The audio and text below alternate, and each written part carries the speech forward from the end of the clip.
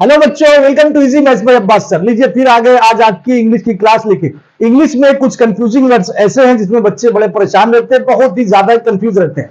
तो आज की क्लास इंग्लिश कंफ्यूजिंग वर्ड्स पे रहेगी। बहुत अच्छे लेवल की क्लास होने वाली है। तो अगर आप लोग चैनल पे नए विजिट हैं तो चैनल को सब्सक्राइब कर देंगे, वीडियो लाइक जरूर करेंगे और ज्यादा से ज्यादा। आपको पता है कि चूहा की दो इंग्लिश है, एक माउस होती है, एक रैट होती है। माउस कहते हैं छोटे वाले चूहे को, जो छोटे छोटे चूहे होते हैं ना उसको माउस कहते हैं। रैट कहते हैं बड़े वाले चूहे को, जो बड़ा चूहा होता है उसको रैट कहते हैं। एक होता है छछूंदर, उसकी इंग्लिश मोल होती है, वो कुछ ज्यादा ही बड़ा होता है। देखिए खरगोश का नाम तो आप लोगों ने सुना होगा।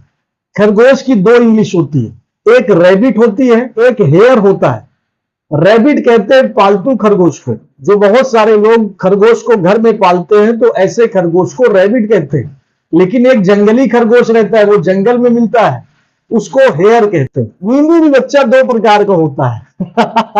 ये कंफ्यूजिंग वर्ड्स है। नींबू तो दो प्रकार का होता है, एक छोटे छोटे नींबू होते हैं हरे कलर के, एक बड़ा नींबू होता है जो पीला पीला रहता है येलो कलर का। तो जो बड़े साइज में पीले कलर का रहता है उसको लेमन कहते हैं, और जो छोटे छोटे साइज में ग्रीन कलर का रहता है उसको लाइम कहते हैं। सर घर की इंग्लिश दो होती है, एक होम होता है, एक हाउस होता है। होम किसे कहते हैं और हाउस किसे कहते हैं, बच्चे इसमें ज्यादा कंफ्यूज रहते हैं। अगर किसी घर में सिंगल फैमिली रहती है, मतलब आपके पिताजी, आपकी मम्मी, आपके भाई बहन, तो ये सिंगल फैमिली है, इसको होम कहेंगे। हाउस कहते हैं जिसमें दो या दो से ज्यादा फैमिली रहे, जिसको ज्वाइंट फैमिली कहते हैं। आपके चाचा भी रहते हैं, चाची भी रहते हैं, चचेरे भाई चचेरी बहन भी रहती है, मामा भी आके रहने लगे, हाँ, फूफा भी आके रहने लगे, ताऊ भी रहने लगे, बड़े अब्बा रहने लगे, बड़े अब्बू रहने लगे, बड़े पापा रहने लगे, काका रहने लगे, दादा रहने लगे। तो ये जो बहुत सारे फैमिली आके रहने लगे इसको ज्वाइंट फैमिली कहते हैं। ज्वाइंट फैमिली को हाउस कहते हैं। एक और रिलेशन देखिए होम और हाउस में। होम अगर अपना घर है तो उसको बच्चा होम कहेंगे, अपना घर है और एक फैमिली रहे होम कहेंगे। दूसरे का घर है, चाहे उसमें एक फैमिली रहे चाहे एक से ज्यादा फैमिली रहे, उसको हाउस कहेंगे। अपना घर है, दो या दो से ज्यादा फैमिली रहती तो उसको हाउस कहते हैं। सुनना की भी दो इंग्लिश होती है, एक हियर होती है, एक लिसन होती है। आपको पता है हियर मीन्स भी सुनना, लिसन मीन्स भी सुनना। अगर आप अपनी मर्जी से सुनना चाहते हैं तो वो लिसन होगा, अगर आप दूसरे की मर्जी से सुनना चाहते हैं तो वो हियर होगा। जैसे आप बोल रहे हैं तो सामने वाला अपनी मर्जी से आपको सुनना चाहता है तो वो लिसन कर रहा है आप। और जैसे मच्छर है, मच्छर भिनभिना रहा है तो क्या वो इंसान सुनना चाहेगा, या आप मच्छर को सुनना चाहोगे? बिल्कुल नहीं। तो आप हियर, लेकिन सुनाई पड़ रहा है। ऐसा नहीं कि मच्छर भिनभिना रहा है तो आप सुनना नहीं चाहते। सुनना तो नहीं चाहते, बिल्कुल सही है, लेकिन सुनाई पड़ रहा है, कानों में आवाज आ रही, तो ये हियर है, लिसन नहीं होगा। पंखा चल रहा है, घड़ घड़ घड़ आवाज आ रही, कान में जा रही है आपके, लेकिन आप उसको सुनना पसंद नहीं कर रहे हैं, लेकिन सुनाई दे रहा है, हियर। और कोई बढ़िया मोहम्मद रफी का गाना बज रहा है, लिसन। ये बहुत जरूरी चीज है, इसको आपको पता होना चाहिए। जैसे भागना और दौड़ना में क्या फर्क है? अगर आप अपनी मर्जी से दौड़ रहे हैं तो उसको दौड़ना कहते हैं। अगर आप दूसरे की मर्जी से दौड़ रहे हैं, मतलब पीछे वाला खदेड़ रहा है आपको, तो आप दौड़ नहीं रहे, आप भाग रहे हैं। कुत्ता आपको भगाता है, आप दौड़ते नहीं, आप भागते हैं कुत्ते के देख।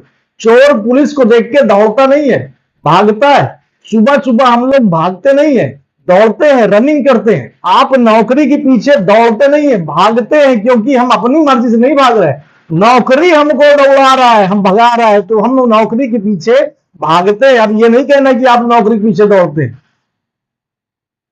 अब कहीं और चले जाएंगे तो फिर मामला गड़बड़ा जाएगा, टीचिंग वाला मामला। महिला के पीछे, लेडीज के पीछे, गर्ल्स के, आप दौड़ते नहीं है, भागते हैं, उसकी मर्जी से आप जा रहे हैं, आप अपनी मर्जी से नहीं जा रहे हैं। आपके अंदर क्या कंट्रोल? अगर आपके अंदर कंट्रोल रहता तो आप न जाते, लेकिन आप जा रहे हैं तो समझ लीजिए सामने वाली की सुंदरता देख के आप भागे जा रहे हैं। वहां भागना कहा जाएगा, दौड़ना नहीं कहा जाएगा। देखो देखो देखो, लड़की पीछे कैसे भाग रहा है, तो भाग रहा है तो उसकी मर्जी से दौड़ रहे हैं आप। देखना कि बच्चा तीन इंग्लिश होती है, देखना कि तीन इंग्लिश, सी, वॉच, लुक, लेकिन ये तीनों में फर्क है। ऐसा नहीं कि कहीं भी सेट कर देना, ऐसा नहीं है, तीनों में फर्क होता है। जब कोई चीज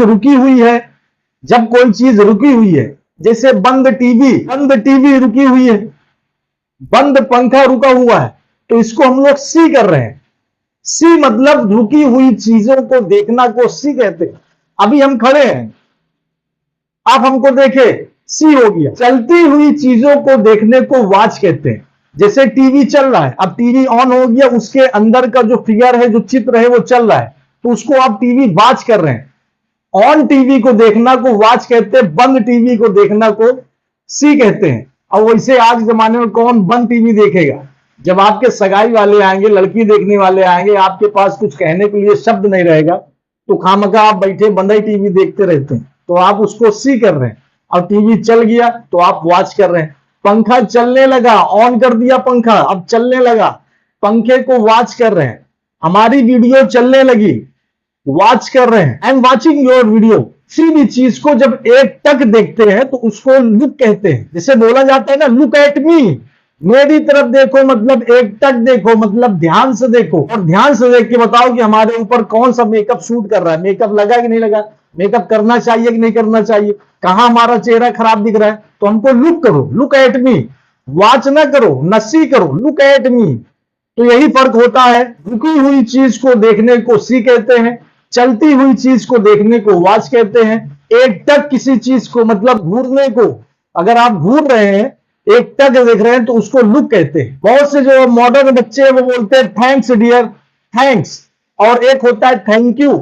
तो थैंक्स और थैंक यू किसके किसके साथ बोलना चाहिए, यही बहुत लोगों को नहीं पता।